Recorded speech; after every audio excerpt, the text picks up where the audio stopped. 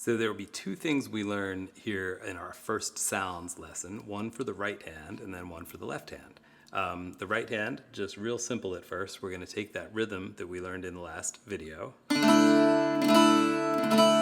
and instead of doing it across all four strings where you're starting up here at the G string, you're going to skip the G string and go down to the next floor down there on that building. We're going to go to the D string. So when we strum, we're strumming across 6 single strings, of course 3 strings, D, A, E.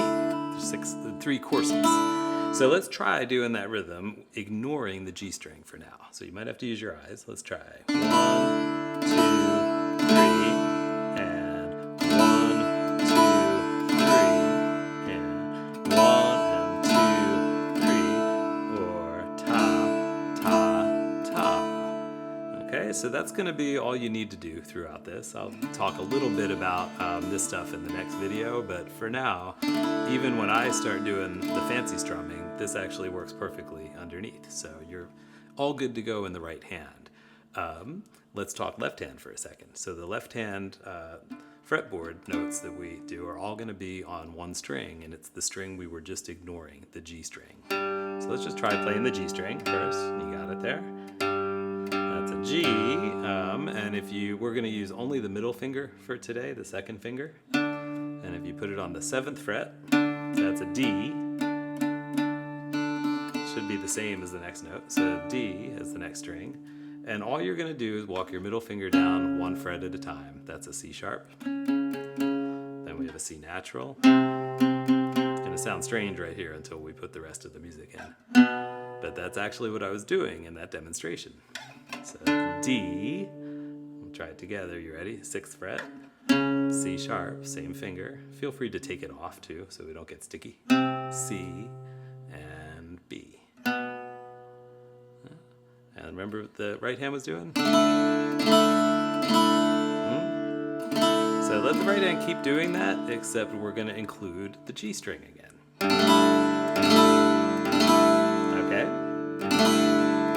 And so all together, when we do this thing, now we've got the G string sounding.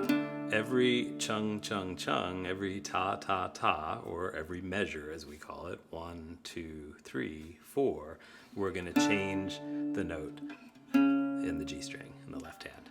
So review what those 4 are. You're going to have tons of time to think of each one. And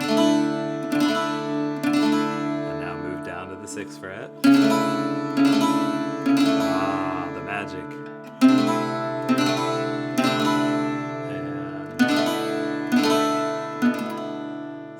I'll repeat one more time. 7th fret, you do the rhythm. Then we go down to the 6th fret, do the rhythm.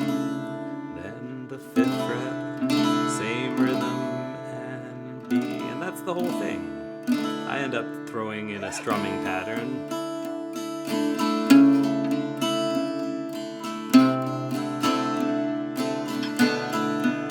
But your chung, chung, chung, chung, chung, chung is certainly a part of that.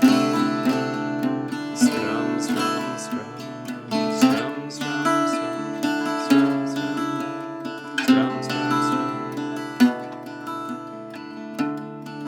And also, if you're not wanting to deal with the right hand at all right now, a good way to use this little play along I'm giving you would be to just practice the bass notes while I'm doing all the rhythm for you. So boom, boom, boom, boom,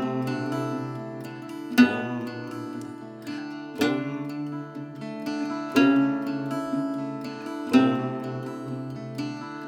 And for those people who are working through the rest of the curriculum, that strumming pattern I'm doing there is just number 5, faux fingerstyle. I've put a link down there so you can go right to it in case you'd like to learn it. So that's all that's going on, but for now you've got basically a little pattern on each one of those, and in the next section I'll talk a little bit about the strumming.